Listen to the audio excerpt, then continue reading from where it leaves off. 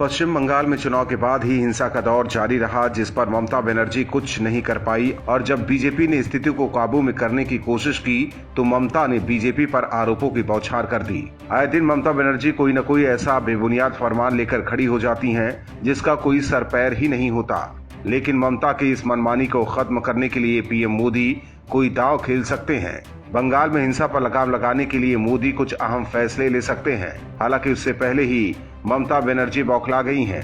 पश्चिम बंगाल की मुख्यमंत्री ममता बनर्जी ने फिर से मोदी सरकार के खिलाफ मोर्चा खोल दिया है। ममता ने केंद्र में बैठी मोदी सरकार और बीजेपी पार्टी पर आरोप लगाया है कि बीजेपी उत्तर बंगाल को केंद्र शासित प्रदेश में तब्दील करना चाहती है। ये साफ तौर पर पश्चिम बंगाल को बांटने की साजिश है और मैं बंगाल को विभाजित होने नहीं दूंगी। ममता ने ये भी कहा कि वो राज्य में किसी भी फूट डालो और राज करो की नीति को जड़ नहीं लेने देंगी। ममता ने आगे कहा कि वो किसके हित में बंगाल को विभाजित करने की कोशिश कर रहे हैं। यूटी का क्या मतलब है?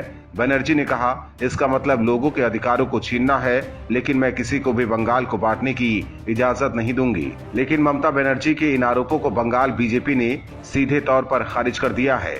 बीजेपी का कहना है कि वो बंगाल को विभाजित करने के किसी भी कदम को स्वीकार नहीं करती है और बनर्जी जिन विचारों का जिक्र कर रही थी वो कुछ व्यक्तिगत के हो सकते हैं। गौरतलब है कि बीजेपी के जलपाईगुड़ी इकाई के नेताओं ने कहा कि इस मांग पर एक आभासी बैठक हुई और संसद के मानसून सत्र में इस मुद्दे को उठाया जाएगा।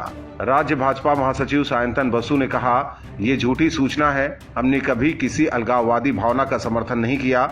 पश्चिम बंगाल को गोरखालैंड जैसे आंदोलनों का सामना करना पड़ा है, लेकिन हम अपने रुख पर अडिग रहे हैं। वहीं बीजेपी पर आरोप गढ़ते हुए ममता ने यह भी कहा कि ये गहने बांटने वाली रानी की तरह व्यवहार कर रही है। अपने अपमानजनक चुनावी हार के बाद उन्हें शर्म आनी चाहिए, लेकिन इसके बजाय वो बंगाल को विभाजित करने की कोशिश कर रहे हैं। दरअसल हाल ही में एक खबर आई थी कि बंगाल में कानून व्यवस्था दुरुस्त करने और हिंसा पर काबू पाने के लिए मोदी सरकार बंगाल में भी जम्मू कश्मीर वाला फार्मूला अपना सकती है।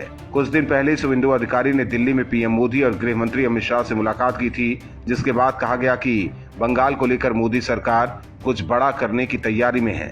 बता दें कि बंगाल की सियासत में बीजेपी आए दिन अपनी प्रतिद्वंदी टीएमसी को करारा झटका देने की तैयारी कर रही है, क्योंकि सवाल यही है कि ममता बनर्जी बंगाल में हिंसा को रोकने में कामयाब क्यों नहीं हो रही हैं। हालांकि मोदी सरकार अब इस हिंसा का अंत खोजना चाहती है। Bureau report, OMH news. और भी वीडियोस देखने के लिए चैनल को सब्सक्राइब करें और बेल आइकन को दबाएं।